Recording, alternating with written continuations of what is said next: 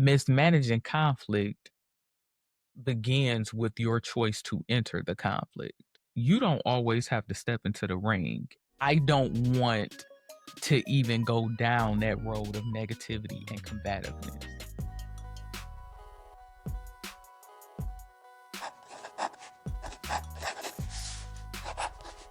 Hey y'all, welcome back to the Fast Forward podcast. We are continuing our conversation on conflict management. And I wanted to spend time talking about making sure that you clarify your role in conflict. And I wanted to make this a Dear Little Sis episode in particular because I know that this is something that a lot of women struggle with because folks like to put stuff on us. And honestly, we put stuff on ourselves too. And so I wanted to help you see the importance of delineating what is your responsibility versus what is other people's responsibility. Now, remember, conflict management is exactly what it says, being able to manage disagreement, conflicting information, etc. So sometimes this is internal, and we've talked about inner conflict. Sometimes it's external. Sometimes you are an observer of conflict, and so the like process I'm gonna share, the tips and my experiences I'm gonna share can work for any of those. I called this episode conflict mismanagement because when you don't clarify what's your responsibility, guaranteed you that's mismanagement. You are inappropriately handling this disagreement. One of the first points I have to make is that people's emotions are not your responsibility.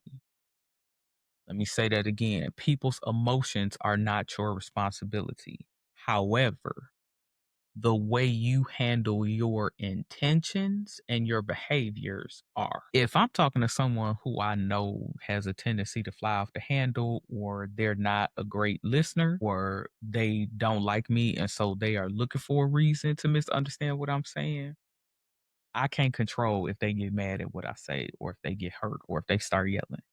But what I can control is making sure that I am using clarity, that I am being direct, and that I am managing my tone and my pace. All of that other stuff is not my responsibility. Now, another element to consider with this is that mismanaging conflict begins with your choice to enter the conflict. You don't always have to step into the ring. And what precipitated even this topic at the time that I'm filming this is recent, but by the time this comes up, it's going to be months past. So I'm pretty sure like my emotional response is going to be totally different. But I'm in this group on social media, and it is a group that I generally enjoy. So you post up things that you make, and you ask for tips and all kinds of stuff. I posted up something that was occurring around the holiday. And when I posted it up, I ain't think nothing of it. I named this thing that I made after the holiday that I made it around. I was inspired by the colors for that holiday. And I'm like, I wanted to use these ingredients that I had bought months ago and hadn't really had a recipe that inspired me yet. So I make these, things, this dessert, post it up, and I'm just like, hey, here's what I made in celebration of this holiday. It's, these colors. So the ingredients fit with the color. And I was excited about throwing in these ingredients. And this was super exciting to me. I'm going to let y'all know how it turned out. I say that and going on about my business. I ain't thought no more about this. Like, literally, it didn't even occur to me. Somebody posted a comment to it and was like, "Oh, I thought I was in the wrong group but they didn't say nothing else about it." So this part is important. I thought I was in the wrong group, but they asked a question about the process of building this recipe. So when I first saw it, I'm like, what that mean? Like where we going with this? So I ain't say nothing because I'm like, when I talk about with inner conflict, I'm like, let me check myself because what's going on with me? And second of all, I don't know these folks. Like literally, I don't know a single person in this group outside of this group that I know of. So I don't need to jump in the ring. But then folks started replying to it like, oh, I thought the same thing. And when I first read the first person's comment, the first thing I thought was, are they trying to imply that, like, I ain't kinfolk because I, you know, simply did something around this holiday? And I was like, hold on. Like, it rubbed me the wrong way because me being a Black woman is central to my identity and it's super important. So I'm like, what they trying to say? But then again, I had to check myself like, no matter what they trying to say, who are they to you? Like, you don't know them. So you have no reason to try to justify. And so then at that point, now it's like several comments on this thread about that. And so then I have a choice to make. Do I want to respond at all? And if so, what do I want that response to be? Do I want to feel like I'm justifying? Do I like, how do I want to handle this now? I was like, okay, typically I respond to my posts. I comment on other people's posts. Like, I be having a good time. I genuinely like this group a whole lot. Like, it's probably one of the only social media groups that I interact in, period. Because most, I would say like 80 to 85% of my social media is for business only. So unless you see me putting my own stuff up, I'm just not on social media like that chatting and definitely not arguing. So I'm like, okay, you have a history of responding all the time to your own posts and interacting with the group. So to not say something would be out of the ordinary. But I also don't go back and forth with folks. So that would also be an anomaly for me to be bickering or sarcastic. Like, that's just not my way. I'm like overwhelmingly positive. And because I use social media overwhelmingly for business purposes, I don't want to even go down that road of negativity and combativeness. So I gotta say something because my whole social and digital footprint is based on my business brand. So I gotta say something. So I was like, okay, let me sit with this. All right. If you gotta say something, what you want to say. Like, what, how you want to address this? Like, what you want this to look like. And I was like, you know what? Let me just respond to the core of what I think this argument is, which is, I guess, essentially saying, are you kinfolk? So I just gave a simple response like, no, don't necessarily celebrate the holiday itself, which is true. I don't necessarily celebrate a whole bunch of holidays other than maybe like Christmas. That might be it, like Christmas, Juneteenth, and like Valentine's Day, maybe. Like, I'm just not necessarily a big holiday person right now. But I believe in like theme cooking. So if it's, Christmas, I might make something that's like, snowflake theme or winter themed. If it's Thanksgiving, I try to do like fall flavors, stuff like that. So I was like, I do theme based cooking. But, and I'm not that type of person who is like anti kinfolk. And I just left it at that. But then I sat with the fact that it's like, okay, how do you feel about feeling like you had to respond? And I'm like, I ain't like that. Cause I don't like explaining myself. I don't like explaining myself. And I don't like feeling like I gotta tell people why I did what I did. Okay, that's ego, right? I also don't like feeling like my cultural allegiance is in question. Like, who are you? Where you get that from?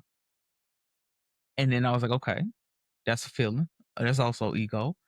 But then it was also, and this is where I landed with it. It was that for somebody to come on a stranger's post who they don't know, who, to my knowledge, I don't even know this person has ever commented on any of my posts, and I post fairly regularly in this group. But for this to be like one of their first standout comments to me, and the other people who responded saying the first comment really that they've ever commented was something that was vague enough that if I had lashed out, it would have been like, well, I ain't mean that. But also, to be honest, shady enough to where, like, you know what you did and you know what you implying. That says something about them, right? Because I would never, like, even if I thought it about somebody, because you see stuff on social, I see stuff and I'm like, "What?" But I'm not going to say it. Like, why would I say that? You know what I'm saying? That says something about their character. And I'm not going to step into the ring with them, because then that makes us look the same. There's a scripture that talks about that it says, don't argue with a fool, because from an outsider's view or an observer's view, they can't tell who is who. And that's where I landed with that, where it's like, if I go back and forth with these folks about this mess, that make me look just as nitpicky, petty, hankty, that's my grandma word, ornery, also my grandma word. I think the actual word is ornery, as them to a stranger. I ain't going there. And so I actually ended up turning off notifications about the post. So if people don't responded since then, I wouldn't know it. I have no idea, because I don't get any more notifications about it, to make sure that it's not on my mind. I bring this up because, sis, you are going to be confronted with stuff just like that all the time. Sometimes it's going to be on social media. Sometimes it's going to be at your job. Sometimes it'll be among your friend group. Sometimes it'll be in your family. It might be with your in-laws. It might be with your boo, right? It might be with strangers, right? You could be at the airport and people trying it. You don't have a responsibility to hop into every conflict, because the genesis of the conflict might have to do with somebody's emotions and egos and nothing to do with you. You just happen to look like a mark and a target. That's easy prey for them to lash out. You don't got to jump into that. You don't got to jump into that. Just like I know, hey, this group is a quick little outlet for me to share something that I love, cooking, talk to other, Black women, engage with them, see amazing recipes, hear people's stories, see folks' tips, find camaraderie. I ain't getting into all of that with y'all. There are people who live their lives every day hoping to get into some type of argument and go back and forth to feel important, to feel seen, to feel heard, to feel smart. You don't have to jump into that. You gonna have coworkers that they'll see that you're gifted or you're smart or that you're an emerging leader, or they'll see that you have promise, or they might have even heard in another meeting that somebody with influence or prestige wants to help you and they want to throw you off your square. So they gonna purposely toss out something that they hope will be a trigger to get you to lash out and act out of character, so that after that, now that becomes a part of your history, and that becomes a part of your brand, and that becomes a part of your reputation. You do not have to jump into that square. You don't got to jump into the ring. You don't got to jump into that fight. And that's a part of clarifying your responsibility as well. In fact, you don't even have to know people's motivation, because sometimes that'll get you caught up. This comes up a lot in dating. And especially if you are one of my sisters that dates men, they do this a lot. Manipulative men do this a lot, a lot. They will purposely get you caught up into trying to figure out their motives to the point that it almost becomes like an energy siphon. I know this sound crazy. I know this sound crazy, but I'm telling you, I done experienced it plenty of times. So let's say he having a bad day at work. Now, this ain't got nothing to do with you. Because most men are socialized to not communicate their emotions, to not even be able to articulate their emotions. All he know is he need to get something to release his frustration. And so when he can't use food, alcohol, drugs, exercise, or sex, he will come and pick a fight with you, so that then that can set off something where he is now emotionally dumping on you. And while you sitting there in emotional chaos trying to figure out why you do that, well, did I say something wrong? What happened? Now he is able to walk away, because the inner emotional conflict he felt but couldn't articulate, you got to sit with that. No, no, no. When these men bring this mess to you, especially if y'all in a situationship or just talking or y'all just met, this ain't your husband or your fiance or your committed partner, baby, I be tossing that mess right back to these men. Girl, these men be getting attitude with me on this phone, on this Zoom, on this computer, in person. I gets up and walks away. I do not spend a single second trying to figure out why he doing what he doing. Not if I really like him. And if I feel like there is mutual respect and he looks out for me just like I look out for him, whether that's emotionally, financially, professionally, whatever, I'll be like, "Hey, you good? Because you don't seem like yourself." And then that gives him an open door where if he wants to communicate, you know what, today was messed up. They was really trying me. I don't even want to talk about it. Then I might say, "Okay, I'm here for you if you do." Or like, I understand I had them days too. You want to talk later? It ain't no pressure, right? Again, this is giving him the option to make a decision to show up in a mature way. But if he don't take that option, if he go, well, why you saying that? I don't do, well, you know what? It don't seem like it's a good time for us to talk. Let's catch up later. I ain't about to do the back and forth. I'm gonna go on and mute and silence them text messages. Like we're not gonna do that because since women are socialized to be comfortable with showing emotion, it is more socially acceptable for us to be outwardly emotional. And so when they emotionally dump on you, it is because they feel they have a right to do that because it's cool for you to be emotional and look emotional. It ain't cool for them. No, no, no, no, no, no, no. That's not my responsibility. Now we can sort through things together. Now I have several friends, and it's male friends, colleagues, boyfriends, you know, committed partners, where yeah, we will sit up and talk. And sometimes they'll come back and apologize and be like, man, I'm really sorry I did that. All right, let's chat. Let's talk it through. And then also, here's my boundary. Here's how I would appreciate you to show up in the future. But just allowing that dumping, I don't do that. I don't do that. I don't do that. You will also find in your female friendships when you are the chosen one for a thing. So if you're the mama of the group, if you're the most logical of the group, if you're the most stable of the group, if you have the most external support outside of the friendship group, people will dump on you and you're responsible for solving problems, or you got to be the fighter of the group. You know, especially for my look, for the girls who like to tussle, everything ain't your fight. Everything, literally everything is not your fight. If you know you got friends, like I got some friends, they love to pop off at the mouth. I got some friends that's super irresponsible. I got friends who manage their money inappropriately. I got friends who lazy as hell. I don't jump into all of they. Listen, I don't know what to tell you.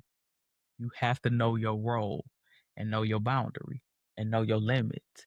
Because when you don't, people will make you responsible for their junk, and then that becomes your reputation. And you can't even back that reputation up.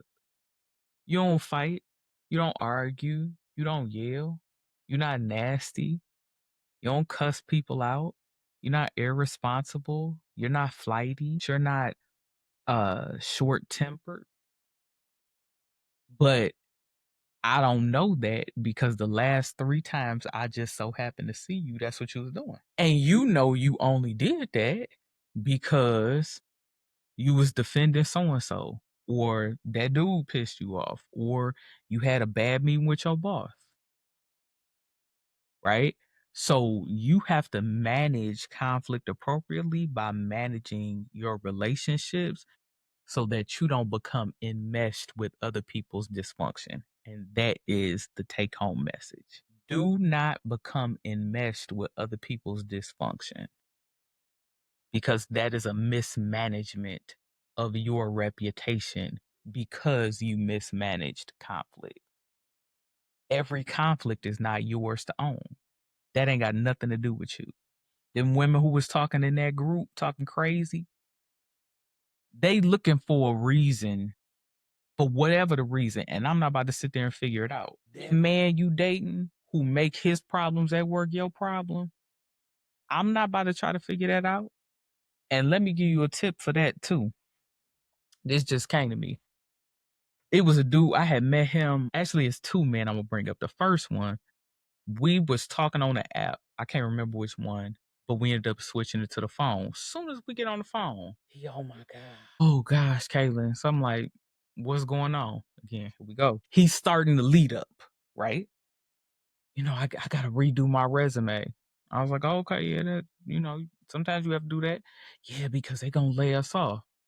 So now I'm curious because I'm like, what you mean? Well, yeah, you know, for months it's been slowing down at work, you know, and then it's like I know they gonna lay us off. And then it was like I felt it, but I ain't know. And then now they just announced it that we got like a week or two. I was like, oh, okay. Now I'm gonna tell you this phrase that I say after I get the other story out. So that's one story. Put a pin in that. Second scenario, another dude I met online. First time, let's hop on Zoom because I want to make sure you are who you are because people catfish. Again, that's the lead up. So now you want to feel like you got me on the ropes where I got to prove.